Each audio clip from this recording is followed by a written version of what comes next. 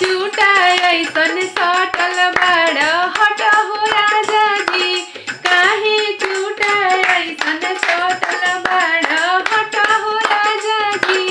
काहे चूटा ऐसन सटल बड़